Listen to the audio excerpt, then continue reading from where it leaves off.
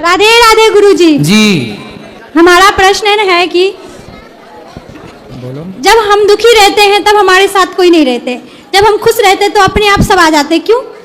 जब आप दुखी रहते हैं तब आपके साथ भगवान रहते हैं, जब सुखी रहते हैं तब आपके साथ संसार रहता है। इसलिए कहता हूं कि संसार को मत चुनो, जगत को नहीं, जगन्नाथ को चुनो। संसार, भगवान क्या कहते हैं? भगवान कहते हैं तेरी डूबती नैया का माझी बन जाऊंगा, तू छोड़ दे चिंता को, आंधी को रोक लूंगा, तू रख ले मुझ पे भरोसा, नैया पार लगा दूंगा, तुम 2 कदम चलो मैं 10 कदम चलूंगा।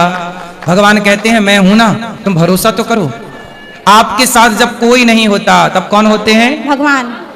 और जब सब कोई होता है तब कौन नहीं होते? भगवान नहीं होते। हाँ, भगवान बोले अब तो सब है, मेरी क्या जरूरत है। भगवान तब साथ देते हैं जब कोई नहीं।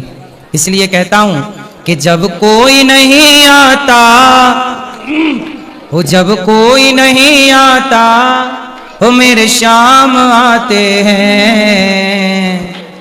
मेरे दुख के दिनों में ये बड़े काम आते। इसलिए भगवान ही सहारा है, जगत के सहारे की हमें आवश्यकता ही नहीं, ऐसा भाव रखना चाहिए। हम अपने से ही देखें गुरु। अब नहीं खाऊंगी गुरुजी। ये कौन है आपकी? मैं इनकी बहन हूँ, मेरी बहन ये भी खाती है। अब नहीं खाऊंगी गुरुजी।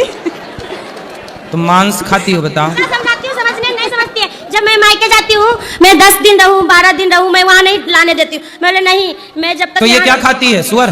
सब कुछ खाती है। नहीं गुरुजी, शुगर नहीं खाती है लोग भी। फिर क्या खाती हो? हाथी?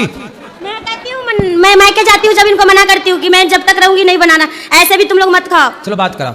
अब नहीं खाना मांस? जी गुरुजी। मांस खाना सही है? नहीं। अब नहीं खाना? जी नहीं खाऊंगी। और जय श्रीमन नारायण गुरुजी। जी राधे राधे। हाँ गुरुजी, हमारे शादी को 8 साल हो गए, अभी एक भी बच्चे नहीं हुए हैं। होगा बच्चा। पति कहाँ है? तो डॉक्टर ने सब ठीक बोला, कोई दिक्कत तो नहीं है? नहीं। क्या बोला डॉक्टर ने? डॉक्टर को दिखाया आपने? जी। क्या बोला डॉक्टर ने? सब नॉर्मल है। तो होगा, भगवान पे भरोसा रखिए। और गुरुजी एक मेरा सवाल है, मेरे पति मिट्टी का मूर्ति बनाते हैं, मतलब बांस, हरा बांस काटते हैं, काटना उचित है या नहीं? ठीक है, अब काम के लिए काटते हैं। हरे से बनती है कि सूखे से बनती है? हाँ गुरुजी राधे राधे। जी गुरुजी लगभग 100-150 बांस काटना पड़ता है। तो हरा से ही बनता है कि सूखे बांस से? हरा बांस से। ठीक है, जो उपयोग है वो तो है ही है। राधे राधे गुरुजी। जी गुरुजी, आज मेरा हाथ कट गया तो कोई पहचान नहीं रहा, रिश्तेदार और कोई भी नहीं पहचान रहा है। पर्दा क्या हो गया आपका? ये विकलांग हो गया, हाथ कट गया मशीन में गुरुजी, काम कर रहे थे। तो अब कोई आपको क्यों नहीं पहचान रहा है? पहचानने से इनकार कर रहा है, कोई मान सम्मान नहीं देता है। तो आपका शादी होगी, विवाह? हाँ, हमारी पत्नी जी इधर ही है। पत्नी अच्छी है? हाँ। पत्नी ने तो साथ नहीं छोड़ा? कुछ बोल रही है, बताना चाहती है कुछ। आपके पत्नी ने तो आपका साथ नहीं छोड़ा? नहीं, हमारी पत्नी साथ देती है। और आपके माता पिता? माता पिता साथ नहीं देते। क्यों? क्यों नहीं देते माँ बाप साथ? मेरी पत्नी जी। राधे राधे गुरुजी। जी ये कहते हैं कि मेरे माता पिता नहीं साथ देते। मैं तो ये नहीं कहती हूँ कि माता पिताजी साथ नहीं देते। अगर आज साथ नहीं देते तो उनके साथ नहीं होते, क्योंकि ये हर एक छोटी छोटी बात उनसे बताते हैं, शेयर करते हैं। तो कैसे इनके साथ नहीं है इनके माता पिताजी? साथ है, सही है। आप साथ हैं, ये सबसे अच्छी बात है। पति का साथ जगत छोड़ दे, पर पत्नी साथ है तो सब साथ है। मैं तो ये कहती हूँ माता पिता इनके साथ हैं, मगर आज मैं एक बात कहना चाहती हूँ, मगर कहना चाहिए नहीं कहना चाहिए, मगर साथ जरूर हैं, साथ होकर भी साथ नहीं है, ये मैं कहूँगी आपसे। मैं खुलकर पूरी बात नहीं शेयर कर सकती हूँ। ठीक है, कोई बात नहीं, वो साथ दें ना दें अच्छा है, पर आप अपने पति का साथ देते रहिए और पति के काम में हाथ बटाइए और मन लगा के सुखी रहिए, दोनों कुल मिला के। माँ बाप का तो देखो साथ, संसार स्वार्थी ही है। माँ बाप तो ठीक है, जितना साथ दे दिए उतना बहुत है। जी सर। साथ भगवान का चाहिए, उम्मीद भगवान से करना चाहिए। मुझे लगता है संसार से उम्मीद भी नहीं करनी चाहिए। मैं यही कहती हूँ उनसे कि कोई आपका साथ दे या ना दे, मेरा भी आगे पीछे कोई नहीं है गुरुजी, क्योंकि मैं बहुत दिन से आपके पास आती थी। बच्चे हैं? जी, मेरे ये दूसरी शादी हुई है इनके साथ, इनकी भी दूसरी शादी हुई है। पहली पत्नी इनको छोड़ के चली गई है, उनके दोषी इनके पिताजी हैं। अच्छा जी, मैं खुल के आपसे ये बात शेयर नहीं कर सकती गुरुजी, अच्छा, तो आप क्योंकि उनका भी मान सम्मान बना रहे। तो आपके पति कहाँ थे पहले? मेरी शादी पहले कौशाम्बी जिले में शादी हुई थी। फिर वो टूट गई? मैं 2006 में मेरी शादी हुई थी। तो आपके वो पहले जो पति थे वो कहाँ क्यों चले गए? मैं चली नहीं गई, उन्होंने मुझे छोड़ दिया है। अच्छा, आपको छोड़ दिया, फिर आपको ये मिले?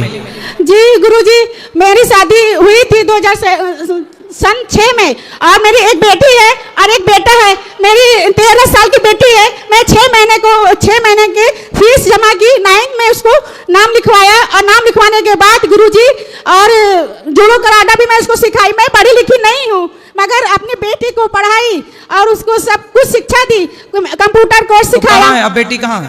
वो मेरे पति के पास है। मेरे पति मेरे बेटे और बेटी को लेकर चले गए पता नहीं कहाँ गुरुजी। मैं अपने वहां पर रहती थी घर के अंदर, तो मैं ताला लगाकर। तो कब चले गए, किस सन में? ये कोरोना के बाद 20 में, 2020-21 समझ में? लीजिए 2023 के बाद मुझे छोड़ दिया उन्होंने। तो आपने अपने बच्चों से बात नहीं की? नहीं गुरुजी, मैं कम से कम 10 चक्कर लगाई हूँ, मगर मुझे अंदर नहीं ले रहे हैं। बच्चों से नहीं मिलने दिया? बच्चों से भी नहीं मिलने देते और ना ही दरवाजा खोलते हैं। तो उन्होंने दूसरा ब्याह कर लिया क्या? मुझे नहीं मालूम, उन्होंने अपने भौजाई के साथ संबंध बना रखा है, ये सत्य है गुरुजी। क्योंकि मैं जब से वहां जाती हूँ तो बस यही कि बस उनका शुरू से भौजाई का ही अफेयर था सर। सही है, कोई भी घर बिगड़ेगा तो याद रखिएगा, या स्त्री का किसी के साथ चक्कर होगा या पुरुष का किसी के साथ चक्कर। बिना चक्कर के चक्कर में पढ़ ही नहीं सकते लोग, यही है चक्कर सब। और गुरुजी मैंने अपने मेहनत इसी चक्कर में 84 का चक्कर पड़ा रहता है। 84 के चक्कर से लोग निकल नहीं पाते क्योंकि चक्कर है। अब आप खुश रहो, भगवान का नाम जपो। जी, सुनिए गुरुजी, मैं एक बार और कहना चाहती हूँ, क्योंकि जिस दिन मेरे पति ने निकाला उसके बाद मैं कई बार गई दर्शन तो ये कहाँ मिल गए आपको? ये मैं तो एक मिनट रुकिए बताती हूँ। मैं अपने माता पिता के घर गई तो मेरे माता पिता भी मुझे रखने के लिए तैयार तो हैं, मगर मेरे साथ बहुत ही दुर्भाग्य पागल बनाकर मुझे रखना चाहते थे अपने घर में। तो मैं बोली कि मैं नहीं, ऐसे जिंदगी नहीं काट पाऊंगी, क्योंकि मुझे मैं पागल नहीं हूँ, मगर फिर भी मुझे पागल घोषित करना चाहते थे। इसलिए मैंने गुरुजी रुकिए एक मिनट। हाँ हाँ बोलो, आराम से बोलो, कोई दिक्कत नहीं है, बोलो। हाँ, जब आपके माँ बाप आपको पागल साबित करना चाहते थे, फिर ये भैया कहाँ मिल गए? मैं बताती हूँ ना, मैंने हिम्मत करके फिर मैंने कहा कि अब मैं मम्मी पापा के घर नहीं रहूंगी, क्योंकि इसलिए जब मेरी शादी हुई थी 2006 में, तो मेरे पति बहुत गरीब थे, गरीब घर से थी। हाँ। मैं जिस दिन पैर रखती, मेरे पापा ने अपने मर्जी से शादी किया था, तो मैंने कहा कि जहाँ मेरे माँ बाप शादी कर देंगे मैं वहीं चली जाऊंगी। तो गुरुजी, जब मैं वहाँ उस घर में पैर रखी तो ये कसम खाई कि ईमानदारी से मैं चलूंगी इस घर में, चाहे जैसे मेरे पति रखेंगे मैं उस हाल में रहूंगी। तो आपको अच्छे से रखे चले भी गए, ये वाले कहाँ मिले? ये अयोध्या धाम में मिले। मैं वहाँ पर जब घर छूटा मेरा, तब से मैं चंदन लगाकर अपना जीवन व्यतीत कर रही थी गुरुजी। अयोध्या में आप चंदन लगाती थी? जी, मैं यहाँ भी आई थी आपके पास। तो फिर ये वहाँ चंदन लगवाने आए थे? जी नहीं गुरुजी, मैंने कि ये मुझसे पूछे आप कहाँ से हो, तो मैं इनको डांट के भगा दी थी गुरुजी। मगर फिर उसके बाद मैं अपने गुरु, जब से मेरा घर छूटा है तो समझ लीजिए मैं साधु के जैसे रहती थी गुरुजी। चलो फिर इनको चंदन लगाए कि नहीं? चंदन लगाकर उसके बाद मैं जीवन व्यतीत कर रही थी, अपना पेट पाल रही थी, यानी कि किसी के आगे हाथ नहीं फैला रही थी। चलिए अच्छा है, तो अयोध्या में भेंट हो गई आपकी। जी, मेहनत करके ही अपना आगे बहुत काम की तलाश में। तो अभी भी चंदन लगाती हो? अब छोड़ दिया है, जब से इनका साथ पाई तो चलो अब इनको लगा दिए, अब जरूरत नहीं है। राधे राधे गुरुजी। चलो अब खुश रहो दोनों। गुरुजी राधे राधे। राधे राधे। अब देख लो, किसी को ना मिल रही हो तो चंदन लगाना शुरू करो। जय श्रीमन नारायण। आध्यात्मिक प्रश्नोत्तरी से जुड़े रहने के लिए हमारे चैनल को थोड़ा तेज बोलो, माइक पास सब्सक्राइब करें। गुरुजी, मेरा कोई क्वेश्चन तो नहीं है, पर मुझे ना आपसे एक भजन सुनना है, प्लीज सुना देंगे? ऐसा साथी मिलना तो है किस्मत की बात, प्लीज 2 लाइन सुना दीजिए। ऐसा साथी मिलना तो है किस्मत की बात, अब काहे का डरना कान्हा जब तू मेरे साथ, जब तक मेरे तन में ये सांस रहे, मुझे बस तेरा विश्वास रहे, विश्वास रहे, मेरा हर मुश्किल का हल बन जाता तू ही है, उलझन भी मेरी हर पल सुलझाता तू ही है, मेरा तो बस शाम सहारा तू ही है। थैंक यू गुरुजी। गुरुजी मेरा एक छोटा सा क्वेश्चन है, एक मिनट। गुरु माँ का नाम क्या है? गुरु माँ का नाम जी। आरती। थैंक यू गुरुजी। राधे राधे। राधे राधे गुरुजी। बोलो बोलो। अगर हमें सपने में भगवान जी दिखे, माइक दर्शन पास दे, में लो। हाँ। सपने में भगवान जी दिखे, वो दर्शन दे, तो हमें वो बताना चाहिए या नहीं? हमें अपना सपना बताना चाहिए या नहीं? किसको बताना है? जैसे मैं छोटी थी, भगवान जी के सपने आते थे, वो मैंने मम्मी पापा को बताया। सही है। उसके बाद में कभी वो सपने मुझे वापस आए ही नहीं। सही है, सही है। उससे पहले तक मुझे भगवान जी दर्शन देते थे। सपने उसके बाद बता में देने से ना सपने आने बंद हो जाते हैं, फिर थोड़े टाइम बाद फिर आएंगे। आए नहीं अभी तक। 10-15 कितने समय साल हो हो गए गए। हैं? कब आए थे आपको आखिरी बार? मैं बहुत छोटी थी, 10-15 साल पहले। अब रोज कथा सुना करो, रोज भगवान का नाम जप के सोया करो, आएंगे। अच्छा ओके। ये मेरी मामी जी, इनको भजन गाना है। मामी तो बात कर चुकी, अभी सुना देना ऊपर भजन।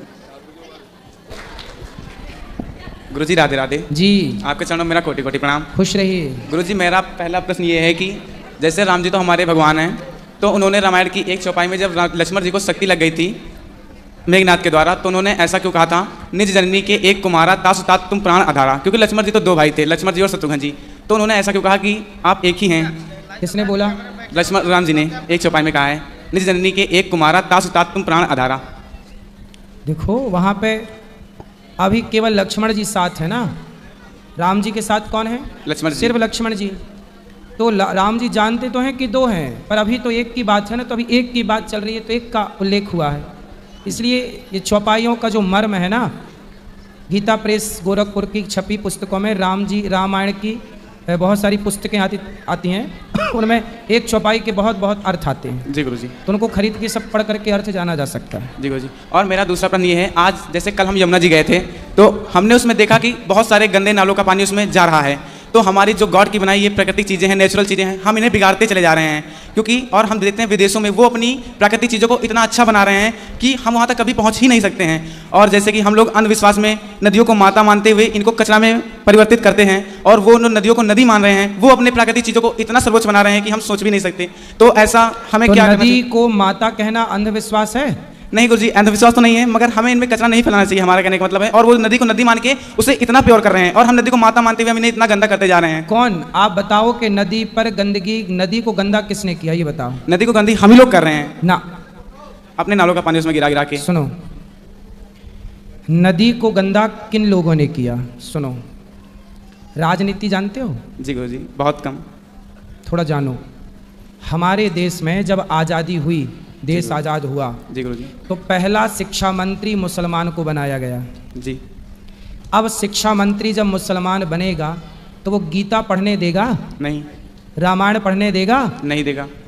अब ये बताओ कि किस की गलती से पहला शिक्षा, यदि हमारे देश का पहला शिक्षा मंत्री कोई हिंदू बनता तो आज बच्चे गीता पढ़ रहे होते, माँ से मछली नहीं, माँ से मंदिर पढ़ रहे होते, गा से गधा नहीं, गा से गणेश पढ़ रहे होते। ये राजनीति है। सुनो, शिक्षा में मिलावट कर दी, गा से गधा मिलावट कर दी, गणेश को हटा दिया। देखो मिलावट की बात करूं, फिर उनकी सरकारों ने, उनकी मतलब जिनकी यह नीति थी कि हिंदू के सिलेबस में मुसलमानों को घुसाना है, उन लोगों ने क्या किया, गुरुकुलों को बंद करके गुरुकुलों की मान्यता छीन ली और मदरसों को मान्यता दिला दी। पहले शिक्षा मंत्री जो मुसलमान थे उन्होंने सारे, आज भी गुरुकुलों को मान्यता नहीं है, ना के बराबर, और मदरसों को मान्यता है। जी गुरुजी। ये षड्यंत्र है या नहीं है? उसी षड्यंत्र के तहत उन्हीं सरकारों ने हमारी आस्था पर, गंगा पर, यमुना पर हमारी अधिक आस्था थी, तो उन्होंने बड़ी बड़ी फैक्ट्रियां बनवाई। जैसे आप कानपुर पकड़ लो, कानपुर में बड़ी बड़ी फैक्ट्रियां हैं, जी हैं, और सारी फैक्ट्रियों का गंदा पानी गंगा जी में डाला जाता है। डाला जाता है। अभी वर्तमान सरकार ने उससे रोका, तब गंगा जाके थोड़ी साफ हुई। जी। अभी दिल्ली की पूरा कचरा, गंदा नाला और गंदगी फैक्ट्रियों की, हम कहते हैं कि जब सरकारें पहली बार नदियां गंदी हुई तब इनकी आंखें फूटी थी, तब क्यों नहीं एक्शन लिया कि भाई ये फैक्ट्री को पहले फिल्टर करो, पानी साफ करके डालो, एसटीपी लगाओ? सबको एसटीपी लगाने का निर्णय क्यों नहीं दिया? जी। फिर सोचो, हमने ये गौरी गोपाल जो आप खड़े हो ना, यहाँ पर इतनी सारी वृद्ध माएँ रहती हैं, तो माताओं का जो भी यहाँ पर लोग रहते हैं हजारों, उन सभी का जो वेस्ट निकलता है जिसे मलमूत्र कहते हैं, हमने इस गौरी गोपाल में STP लगा रखी है। हमने सरकार की गाइडलाइन के अनुसार 50 लाख रुपए खर्च STP में किया, ताकि जो मलमूत्र है वो डायरेक्ट नालों में ना जाए, यमुना जी में ना जाए। पहले यहाँ पर सेटअप लगा हुआ है कि गौरी गोपाल, पहले उसे हम लोग फिल्टर करते हैं, पानी को साफ करके नाले पे छोड़ते हैं और गंदगी निकाल के खेतों में डलवाते हैं। जी गुरुजी, ये हम कर रहे हैं, जो काम सरकार का है। हम जागरूक हैं तो हम सब कर रहे हैं, लाखों नहीं 50 लाख खर्च होता है हमारा इस काम के लिए, पर क्या करें, ईमानदारी से करना है तो करो, बेईमानी से तो फिर देखो, ये सब सरकारों का षड्यंत्र था, जो भारत की संस्कृति पर इन्होंने आघात किया, श्रद्धा पर हमला किया कि गंगा को तुम माता कहते हो, हम उस गंगा को गंदी करेंगे, तुम यमुना को माता कहते हो, हम उस यमुना को गंदा करेंगे, और वह राजनेता सफल भी हुए। जी गुरुजी। अब बताओ कि शिक्षा पर मिलावट कर दी, गंगा यमुना पर मिलावट कर दी, कौन जिम्मेदार है? आम पब्लिक थोड़ी जिम्मेदार है भाई। जिसके हाथ में लाठी, जिसकी लाठी उसकी भैंस, तुम्हारी सत्ता थी, तुम चाहते तो गंगा यमुना को साफ रखते। कोई एक लंबा काम नहीं है, मुझे सौंपे सरकार काम, मैं 1 साल के अंदर भारत की सारी नदियों को साफ करके दिखा दूं, 1 साल के अंदर। और गुरुजी, अब तो हम जागरूक हो सकते हैं, अब तो हमें मैच्योरिटी है, तो अभी हम इसके खिलाफ एक्शन या फिर कुछ ऐसा क्यों नहीं बोलते है ना बेटा? जी गुरुजी। एक शेर को, जी गुरुजी, एक शेर को आप पिंजरे में डाल दो 2 साल के लिए जी, और फिर 2 साल बाद जंगल में छोड़ देना, वो शेर भूखा मर जाएगा, वो शिकार करना नहीं जानता, क्योंकि शिकार करने का अभ्यास नहीं है, छूट गया। अपने अधिकारों की बात करना, भारत 700 साल गुलाम रहा तो अपने अधिकारों की बात करना भूल गया। अभी 70 साल ही हुए हैं आज़ादी के, 70 साल में तुमसे अभी बात करनी नहीं आती कि अपने अधिकार की क्या बात करें। जी गुरुजी। आज 700 साल तक गुलामी थी इस देश में, है ना, और 700 साल के बाद हमारे देश को नेता कैसे मिले? चारा खाने वाले नेता मिले, भ्रष्टाचार करने वाले नेता मिले, हमारे देश को नेता गोलियां चलवाने वाले, भक्तों पे गोलियां चलवाने वाले नेता मिले। अब ये नेताओं ने तो और बर्बाद कर दिया। अब उसके बाद आप आवाज उठाने लायक हुए कब? आज आप ये बात कह रहे हो, ये बात तुम्हारे पिताजी को कहनी थी अपने टाइम पर, लेकिन वो नहीं कह पाए, अब ये बात आप कह रहे हो। जी गुरुजी। आवाज उठाने में हम लोगों ने 70 साल लगा दिए। तो गुरुजी मेरा बस ये है गुलामी। गुलामी बहुत कुछ बिगाड़ती है साहब। 700 साल गुलाम थे तो 70 साल बाद आज आप केवल आवाज उठा रहे हैं। जब आज आवाज उठेगी तो परिणाम भी लंबा होगा, लंबा जी, बस मैं यही सही है, खुशी है कि कम से कम आप लोगों ने आवाज उठानी तो शुरू की। बस गुरुजी मेरा हम यही चाहते हैं कि आप जैसे महापुरुष हैं तो आप इस मंच से बैठ के आवाज उठाएं। और अभी तो सरकार भी अच्छी चल रही है तो हमारा इस पे तो बोलते हैं, हम तो बोलते हैं भैया, क्या मुद्दा है इस देश का जिस मुद्दे पर हम खुल के बात ना करते हो। जी गुरुजी, आप तो करते हैं, हम ऐसा चाहते हैं सभी लोग ऐसे करें तो अभी ये परिवर्तन हो सकता है, होगा, चल रहा है। इसके सफाई दिल्ली में होने शुरू हो गई। जी गुरुजी, होगा। अब थोड़ा देखो, ऐसा है ना कि अभी तक गंदगी मचाने वाले लोग थे, अब वो हटे हैं, अब अच्छे लोग आए हैं, तो अब उम्मीद है कि शायद सब अच्छा होगा। जी गुरुजी, राधे राधे।